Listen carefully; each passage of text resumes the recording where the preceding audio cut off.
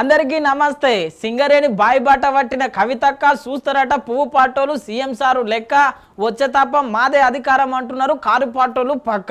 ఇగో గిట్లకి ఎలా శాన ముచ్చట్లయితే పట్టుకొని వచ్చిన. మరి ఆలస్యం ఎందుకు చూద్దామా మన జిగల్ రాజా వార్తలు. కానీ ముందుగా ఏంటియో ఎరికే కదా, గవ్వే హెడ్లైన్స్. ఇక చూడుండ్రి. ప్రధాని మోడీ సారుకు మళ్ళొక అవార్డు, రాను రాను అయితడేమో అవార్డులకు నవాబు. 10 దినాలైనా ఇంకా దొరకని జాడ, ఏడున్నదో మళ్ళా పాప నీడ. ముఖ్యమంత్రి నడుచుకున్న ముఖ్యమైన లీడర్లు గా లెక్కన వైరల్ అవుతున్నాయి మళ్ళా రేవంత్ సారు మాటలు. చూడాలే అవినీతి నోట్ల కట్టలు, ఈ వీడియో అవుతున్నది సోషల్ మీడియాలో మస్తు వైరల్. ఒకరు ఎక్కువ చదువుతున్నారు, ఒకరు తక్కువ చదువుతున్నారు అని తెలవాలంటే ఎట్లా? గలకు పరీక్ష పెడితే గా పరీక్షలో ఎవరు ఫస్ట్ వస్తే గాలు ఫస్ట్, ఇక తతిమోళ్ళు సెకండు అని చెప్తాం. కానీ అదే పరీక్ష పత్రం లీక్ అయ్యి ఎవరు ఫస్ట్ ఎవరు సెకండ్ అంటే ఏం చెప్తాం చెప్పుండ్రి? ఏం చెప్పలేం కదా. అందుకే మళ్ళొక పారి నీట్ పేపర్ లీక్ కావద్దు అని చెప్పి మొత్తం మీద అయితే సెంట్రల్ సర్కారు గింత చక్కటి ఆలోచన చేసింది. ఇప్పుడు చేసిన ఆలోచన సెంట్రల్ సర్కారు ఇంతకు ముందే చేస్తే అయ్యే పోతుండే. అవును, మళ్ళా టెలిగ్రాము మొత్తం మీద అయితే బంద్ పెట్టింది. ఎందుకో ఎరికే కదా, గదే నీటి పేపర్ లీక్ అయ్యింది కదా. గా నీటి పేపర్ మొత్తాన్ని గిదే టెలిగ్రామ్లా మెసేజ్లలో పంపించుకున్నారు పేపర్ అంతా. గందుకే మొత్తం పేపర్ లీక్ అయ్యింది అని చెప్పి మొత్తం మీద అయితే విచారణలో తేలితే ఇక మళ్ళా పరీక్ష పెడుతున్నారు కదా. గా పరీక్ష అయిపోయేదాకా మళ్ళీ టెలిగ్రామ్లో మెసేజ్ చేయనీకే ఛాన్సే లేదు. మళ్ళా గట్లా నిర్ణయం తీసుకున్నది సెంట్రల్ సర్కారు.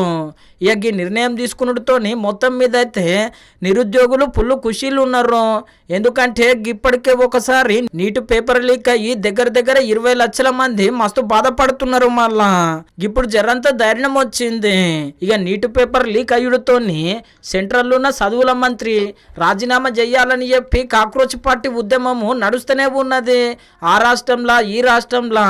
ఇక నిన్న రాజస్థాన్లో ఉద్యమం నడుస్తే గా పార్టీ పెద్ద మనిషి మీద అభిజిత్ మీద దాడి అయ్యింది. గిట్లా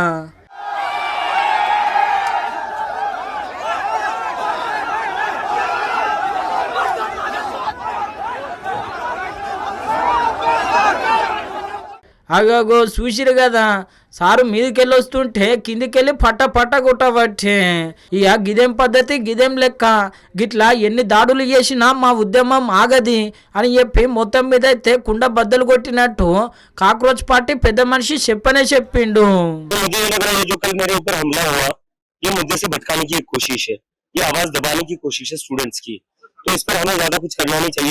हम हमारे मुद्दे पर टिके रहने चाहिए, कितने भी हमले कर ले, कितना भी हमारे ऊपर हाथ उठा ले, हम अपने हाथ में उठाएंगे. हम अम्बेडकर और गांधी के रास्ते पर चलेंगे. और जो एक करोड़ स्टूडेंट्स है, हम उनके लिए न्याय मांगते रहेंगे. हम उस डिमांड जो हमारी डिमांड है कि धर्मेंद्र प्रधान को रिजाइन करना पड़ेगा.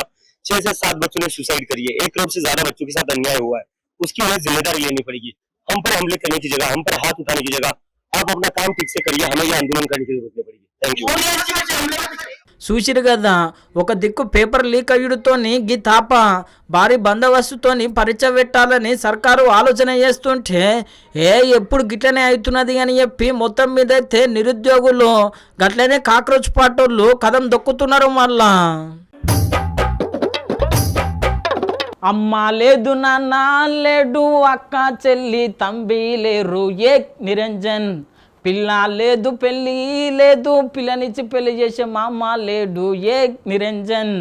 తిండి లేదు, తిప్పాలు లేదు, తిన్నవానే నాదుడే లేదు, నిరంజన్. మనం సాలని జీతాలతోని గిట్లా కష్టపడుతుంటే గీసారు చూడుండ్రి బ్యాంకులకు డైరెక్ట్ అప్పులు ఇచ్చేటట్టే ఉన్నాడు. గా లెక్కన కమాయించిండు. మళ్ళా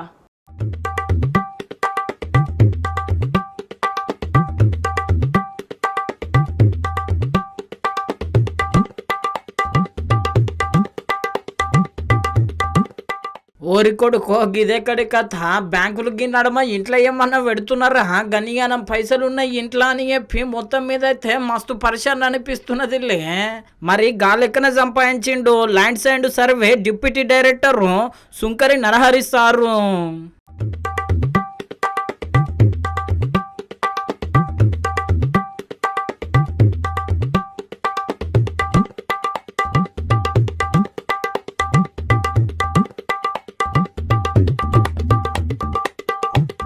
చూసిరు కదా, ఆదాయమేమో తక్కువ, ఆస్తులేమో ఎక్కువ. ఇక గిన్నిగానం ఆస్తులు చూసి మొత్తం మీద అయితే ఆడ ఉన్న ఏసీ పోలే మస్తు పరిశాన్ అయ్యిండ్రు. మళ్ళా పైసలే కాదు, బంగారము, ఎండి, గట్లనే భూమి కాగితాలు బగ్గనే దొరకబట్టిరట ఏసీ బోళ్ళు.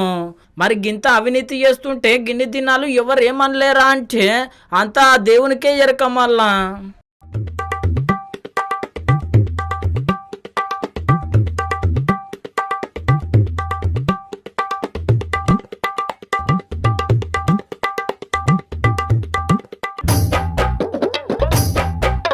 ముందు మురవద్దు వెనక సిరికి ఏడవద్దు అని ఉత్తగానే అనలేరు. ఇక ఒక అన్న లేక అప్పు చేసి పప్పుకూడు అన్నట్టు అప్పు చేసి మరి కారు కొన్నాడట. ఇక కారు అయితే మొత్తానికి తీసుకున్నాడు, కానీ కారు కొన్నాక కథ అలాగున్నది. మరి ఆ కథ ఏందో తెలవాలంటే మన జిగేల్ రాజా ముచ్చట చూడాలి. గీ అన్నకొచ్చిన గోస ఎవరికి రావద్దు. అవును, మళ్ళా రూపాయి కూడబెట్టి 25 లక్షల రూపాయల కారు కొంటే కారు కొన్న ఒక్క దినంలోనే ఖరాబ్ అయ్యిందట. ఇక ఇంకేమున్నది, ఇక కారును షోరూమ్కు తీసుకుపోయి మీ కారు మీరు తీసుకోండి, నాకు ఇంకొక కొత్త కారు ఇయ్యండ్రి, గిట్లా చేస్తే ఎట్లా అన్ని ముందు చూసే ఇయ్యాలి కదా. ఏందో ఏమో అంత నన్ను ఆగం చేసిండ్రు అని చెప్పి మొత్తం మీద అయితే మస్తు బాధపడుతున్నాడు. గంతేకాదు, ఎక్కువ మాట్లాడితే ఏవో గిట్ల సమాధానం ఇస్తురట. ఈ రాయదుర్గలో ఉన్న విన్ఫాస్ట్ షోరూంలో నరేష్ ఆటోమొబైల్స్లో VF7 విండ్ కార్ ఒకటి బ్లాక్ కలర్ తీసుకున్నాం. 2వ తారీఖు జూన్ నెల. 3వ తారీఖు మార్నింగ్ ఛార్జింగ్ పెట్టడానికి షోరూమ్ దగ్గరికి వస్తే కొంచెం ఒక 1 కిలోమీటర్లు వెళ్లకుండానే ఆగిపోయింది కారు. మేము డ్రైవ్ చేసింది ఒక 5 km నేను డ్రైవ్ చేసి ఇప్పుడు వరకు కార్ ఇచ్చాము. కార్ ఇచ్చినా సరే వాళ్ళు ఎక్కడ రెస్పాండ్ అవ్వట్లేదు. ఏం చేసుకుంటారు చేసుకోండి అంటున్నారు. కార్ రిప్లేస్ చేయమంటున్నారు, డబ్బులు ఏమేమంటున్నారు, ఆ పార్ట్ వచ్చే వరకు ఆగమంటున్నారు. ఇది ఎక్కడ దారుణం. కారు కొని అసలు నేను ఒకరోజు కూడా కార్లో డ్రైవ్ చేయలేదు. డ్రైవ్ చేయకుండా కార్ చెక్ చేయకుండా నా కార్ ఇచ్చారు. ఇన్నరు కదా, సంబురంలో కారు కొని మంచిగా ఊరంతా తిరుగుదాం అనుకుంటే కారు షోరూమ్ దాటక ముందే కారు ఆగిపోయే. మొత్తం మీద అయితే ఇప్పుడు ముచ్చట సోషల్ మీడియాలో మస్తు వైరల్ అవుతున్నది. మరి గింతకి గిది ఏడయ్యిందంటే పట్నంలో రాయదుర్గంలో ఓ కారు షోరూంలో అయ్యింది. చలికాలం పోయి వానకాలం వచ్చినట్టు, వానకాలం పోయి చలికాలం వచ్చినట్టు, మళ్ళీ ఎండాకాలం పోయి చలికాలం వచ్చినట్టు లీడర్లకు గుట్ట ఏదో పంచాయతీ వస్తూనే ఉంటుంది. మరి ఇప్పుడేం పంచాయతీ వచ్చిందంటారా? ఇక మీరే చూడుండ్రి. అగో గిదెక్కడి పద్ధతి.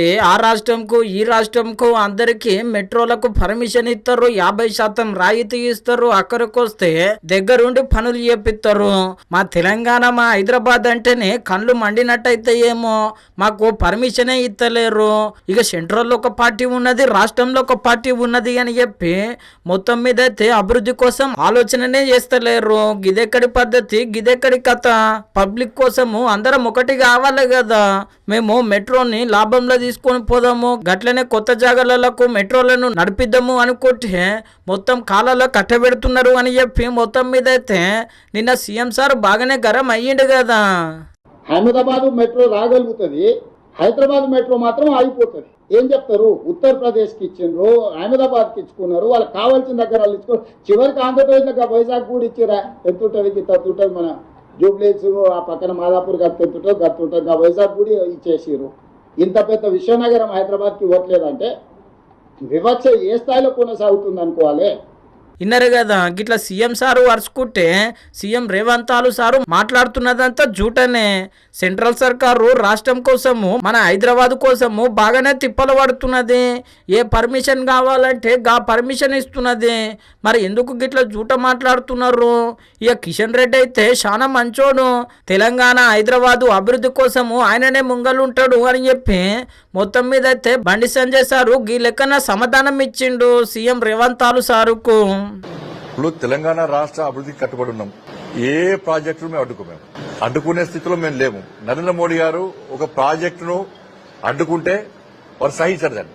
ఇది కాంగ్రెస్ పార్టీ ప్రభుత్వం కాదు, ఇది ఎన్డీఏ ప్రభుత్వం, నరేంద్ర మోడీ ప్రభుత్వం. నిరంతరం అభివృద్ధిని కొనసాగించే ప్రభుత్వం తప్ప అభివృద్ధిని అడ్డుకునే ప్రభుత్వం కాదు.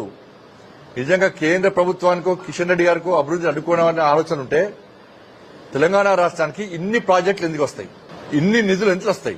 ఒక మెట్రో ప్రాజెక్టుని అడ్డుకోవాల్సిన అవసరం కిషన్ రెడ్డి గారికి ఏమొచ్చింది? కాబట్టి అసత్య ఆరోపణలు ఇవన్నీ అర్థం పడతలేని ఆరోపణలు. దీన్ని ప్రజలు గమనించారు, ప్రజలు గుర్తించారు.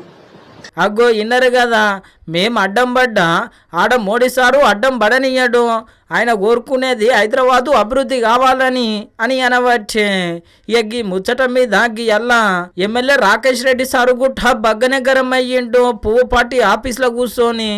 అన్ని రకాలుగా విఫలం చెంది ఈరోజు గౌరవనీయ కేంద్ర మంత్రి కిషన్ రెడ్డి గారి మీద ప్రతిదానికి అబద్ధాలు, ఆయనను కలిశారు. కేంద్ర మంత్రి అయినా ప్రతి ఒక్కరిని కలుస్తాడు, కేంద్రంలో ఉన్న పనులు చూసుకోవాలి. ఈరోజు ఇంతన నిధులు వస్తున్నాయంటే కేంద్ర మంత్రి కిషన్ రెడ్డి గారి కృషి వల్లనే, మరియు బండి సంజయ్ కుమార్ గారి కృషి వల్లనే ఈరోజు ఈ నిధులు వస్తున్నాయి. త్రిపులారీ కావచ్చు, బుల్లెట్ ట్రైన్స్ ఎక్కడిచ్చాము? భారతదేశంలో 7 ట్రైన్లు ఇస్తే 3 ట్రైన్లు తెలంగాణకు. రాబోయే రోజులలో మెట్రోకు కూడా అన్ని రకాలుగా ఏదైతే సాంకేతిక కారణాలతో అడ్డుపడుతున్నదో దాని మీద ఒక మంచి హానెస్ట్ ఇంటలెక్చువల్ ఆఫీసర్స్ని పెట్టు. ఇన్నరు కదా, మొత్తం మీద అయితే మెట్రో కోసము హైదరాబాదు పట్టం కోసము కయ్యం గట్టిగానే అవుతున్నది. చూడాలి మళ్ళా ఇది ఏడుదాకా పోతుందో ఏమో కానీ ఇప్పటికైతే గిట్లున్నది. చిన్నపిల్లలు పట్టణంలో ఆగమైతే ఫోటో పట్టుకొని ఆలనో గిల్లనో అడిగి తెలుసుకుంటాం, కానీ పచ్చని అడవిలో ఆగమైతే ఎవరిని అడుగుతాం చెప్పుండ్రి. ఇప్పుడు కూడా పరిస్థితి గట్లనే ఉన్నది. 10 దినాలైనా ఆ పచ్చని అడవిలా ఇంకా జాహ్నవి జాడనే దొరకలేదంటే సమజ్ చేసుకోండి. ఏమని చెప్పాలి, ఎంతని చెప్పాలి, 10 దినాలైనా ఇంకా జాహ్నవి జాడ అసలు దొరుకుతూనే లేదు. మరి ఏడబోయింది ఏం సంగతి అని చెప్పి మొత్తం మీద అయితే ఇంటోళ్ళు మస్తు బాధపడుతున్నారు. ఇక సర్కార్ అయితే బాగానే తిప్పలు పడుతున్నది జాహ్నవి జాడ కోసం. పోలీసులు ప్రత్యేకమైన టీములు ఎప్పటికప్పుడు లెంకుతూనే ఉన్నారు, అయినా కానీ జాడ దొరుకుతలేదు. మళ్ళా ఈ ఆగి ముచ్చట మీద పోలీస్ సారు ఇగోగి మాట అన్నాడు. ప్లాండ్ అబ్డక్షన్ అనేది అవకాశం లేదు. పాప అంతటా పాప నడిచి వెళ్ళటం చూశారు కాబట్టి, అందరూ ఐ విట్నెస్లు ఉన్నారు కాబట్టి, పాసర్ బై ఎవరైనా తీసుకెళ్లారా అనేది కూడా ఎలిమినేట్ చేయట్లేదు. పాసర్ బై ఎవరైనా తీసుకెళ్తుంటే అది టెక్నికల్ అనాలిసిస్ తో వెరిఫై చేయడానికి ట్రై చేస్తున్నాం. సీసీ ఫుటేజ్ తీసుకున్నాము, ఐపీడీఆర్ తీసుకున్నాము, టవర్ డంపులు తీసుకున్నాము. ఇవన్నీ అనాలిసిస్ ఇస్ ప్యారలీ గోయింగ్ ఆన్. ఖచ్చితంగా అండి, అడవి జంతువుల వల్ల కూడా ప్రమాదం ఉండే అవకాశం ఉంది. చిన్న పాప కాబట్టి, షీ వెయిస్ వెరీ లిటిల్ కాబట్టి ఏదన్నా వైల్డ్ యానిమల్ లాక్కొని వెళ్ళే అవకాశం ఉంది. దానికోసమే ఫారెస్ట్ డిపార్ట్మెంట్ ని రిక్వెస్ట్ చేసి వాళ్ళని కూడా రోపిన్ చేయడం జరిగింది. డ్రోన్ సెర్చ్ కంటిన్యూ అవుతుంది ఆ యాంగిల్లో. Efforts are leading to dead end only. ఇంతవరకు ఏ క్లూ దొరకలేదు. టెక్నికల్ అనాలిసిస్ లోనూ ఇప్పటిదాకా సస్పిషియస్ యాంగిల్ రాలేదు. అట్లనే ఈ యానిమల్ ఏదైనా తీసుకెళ్ళి ఉండటం మీద కూడా ఇంకా క్లూ రాలేదు. ఇన్నరు కదా, 10 దినాలు అయ్యింది, పెద్ద అడవి ఉన్నది, మరి ఎటు పోయిందో ఏమో తెలియని పరిస్థితి. మేము అన్ని విధాల ఎంక్వైరీ చేస్తున్నాము, ఎప్పటికప్పుడు పాప జాడ కోసమే చూస్తున్నాము అని చెప్పి చెప్పబట్టే. ఇక గట్లనే ఎవరన్నా కిడ్నాప్ చేసి రా ఏం సంగతి, గా అడవిలా ఏమన్నా జంతువులు గుట్ట ఏమన్నా వేసినాయా ఏం సంగతి, గా కోణంలో గుట్ట మొత్తం మీద అయితే ఎంక్వైరీ చేస్తున్నారట. అంతేకాదు ఆ గుట్టలల్లా పుట్టలల్లా అంతటా లెంకుతున్నారట. అన్ని విధాలా అందరూ ప్రయత్నం చేస్తున్నారు. మరి జాహ్నవి జాడ దొరికితే బాగుండు అనుకుంటున్నారు చాలా మంది. గియల్లా హోం మంత్రి అనిత మేడం కూడా గీ ముచ్చట మీద మాట్లాడుకుంటా ఎప్పటికప్పుడు అడుగుతూనే ఉన్నా నేను కూడా పాప జాడ దొరకాలని చెప్పి ఇగో గీ మాట అన్నది. నేను ప్రతిరోజు మార్నింగ్ ఈవినింగ్ ఎస్పీ గారితో నేను మాట్లాడుతున్నా. మై గాడ్స్ అంటే ఆ తల్లికి కంపల్సరీగా నా సపోర్ట్ కూడా ఉండాలి. యాజ్ ఎర్లీ యాజ్ పాసిబుల్ నేను కూడా అమ్మాయిని వెళ్ళి కలుస్తాను ఒకసారి. చిన్నపిల్ల ఎక్కడైతే తప్పింది, ఆఖరికి ఆ డాగ్ ఏదైతే అమ్మాయిని అసిస్ట్ చేసి వెళ్ళిందో ఆ డాగ్ చనిపోయిన తర్వాత కూడా పోస్ట్ మార్టం కూడా చేయడం జరిగింది. ఆ రిపోర్ట్ కూడా రావడానికి ఒక one day post mortem report వస్తుంది. ఓవరాల్గా చెప్పాలంటే కొన్ని టీంలు ఎన్డీఆర్ఎఫ్ టీంలు కూడా ఒకవేళ ఇన్ కేసు ఎక్కడైనా ఆ అడవుల మధ్యలో ఉండిపోయిందా, లేకపోతే ఎక్కడైనా ఏదైనా అన్ఫార్చునేట్ థింగ్ ఏదైనా జరిగిందా, దాని గురించి కూడా ఆ యాంగిల్లో కూడా పనిచేస్తున్నారు. ఎన్డీఆర్ఎఫ్ టీం అక్కడే ఉంది, టీమ్స్ ఏర్పాటు చేసాం. ఫారెస్ట్ డిపార్ట్మెంట్ వాళ్ళు ఉన్నారు, ఎస్డీఆర్ఎఫ్ టీం వాళ్ళు ఉన్నారు, మా పోలీస్ టీం పనిచేస్తుంది. 24/7 ఆ పాప ప్రాణంతో దొరకాలి అని ఈరోజు మనం అందరం కూడా కోరుకుంటున్నాం కూడా. ఇన్నరు కదా, సర్కార్ తరపున ఏమేం చేయాలో అన్నీ చేస్తున్నాం, ఎన్ని విధాల లెంకాలనో అన్ని విధాల లెంకుతున్నాం అని చెప్పబట్టే. ఇక ముచ్చట మీద పవన్ కళ్యాణ్ సార్ కూడా మస్తు బాధపడ్డాడు. ఇక పాప జాడ కోసము ఇంకా జర ఎక్కువ మంది పోలీసులు వచ్చైనా సరే లెంకుండ్రి అని చెప్పి ఆర్డర్లు వేసిండు చిన్న సీఎంగా. ఈ ప్రపంచానికే వెలుగులు వంచే సింగరేణి కార్మికుల జీవితాలు చీకట్లు అవుతున్నాయి. నేనుండగా గల బతుకులు ఎట్లా చీకటైతాయి? అని మొత్తం మీద అయితే కవితక్క సింగరేణి బాయి బాట పట్టింది. మరి కార్మికుల కష్టాలు ఇన్నదా లేదా, గలకు ఏం భరోసానిచ్చింది, ఏం సంగతి ఓసారి అరుచుకుందాం పండి. తెలంగాణకే కాదు దేశానికి మొత్తం ఎలుగులు వంచే సింగరేణి ఆగమైపోతున్నది అని చెప్పి మొత్తం మీద అయితే టీఆర్ఎస్ పార్టీ పెబ్బ కవితక్క సింగరేణి బాయి బాట పట్టింది. 2 దినాల సంధి సింగరేణి చుట్టే తిరుగుతున్నది. మళ్ళా ఇక సింగరేణిలో పనిచేసే కార్మికులతోనే ముచ్చట పెడుతున్నది. అన్న మీ సవలతులు ఎట్లున్నాయి, ఏం సంగతి, సర్కారు ఏమేమి ఇస్తున్నది, సర్కారు ఏమేమి డోకా చేస్తున్నది అని చెప్పి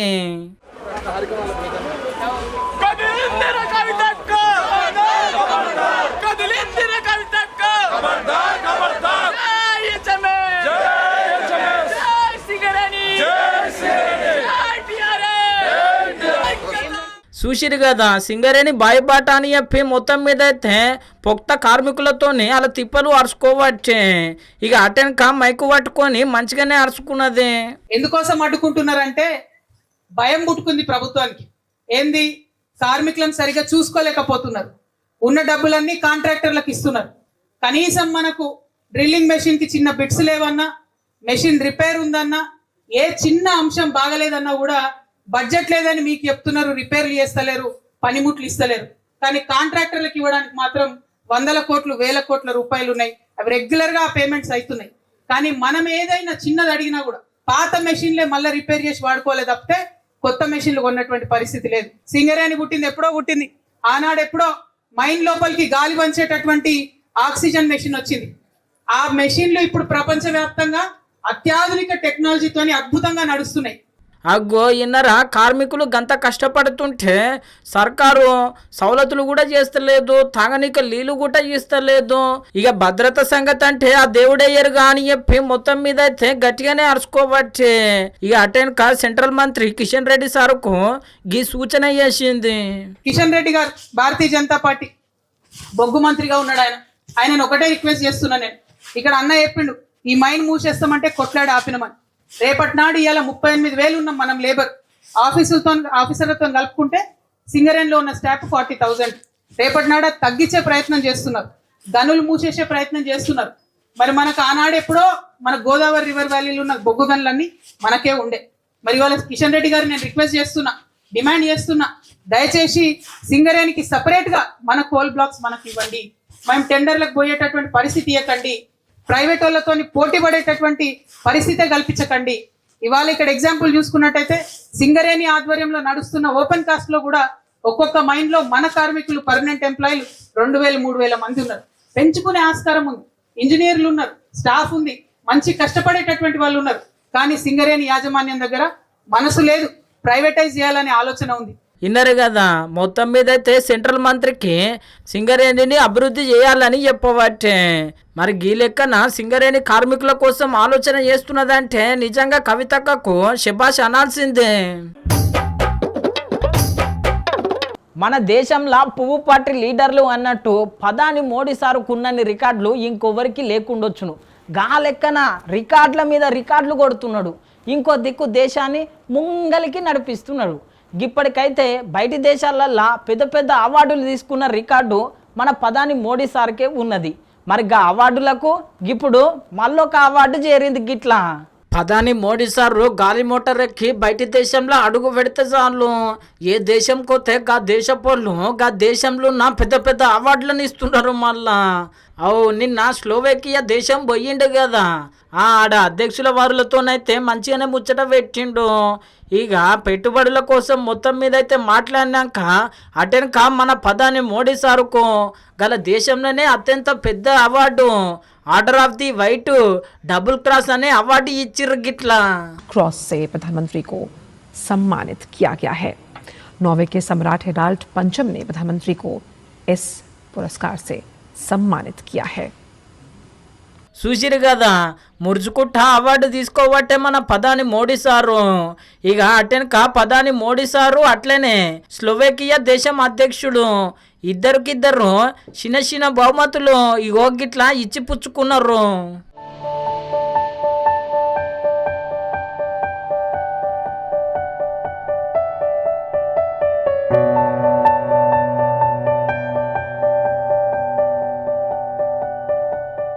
చూసిరు కదా గా బహుమతులన్నీ ఆనాటి కాలం మళ్ళా ఓల్డ్ ఈజ్ గోల్డ్ అంటారు కదా గందుకే మళ్ళా గా పాత వస్తువులు ఒకరికొకరు ఇచ్చి పుచ్చుకుంటున్నారు.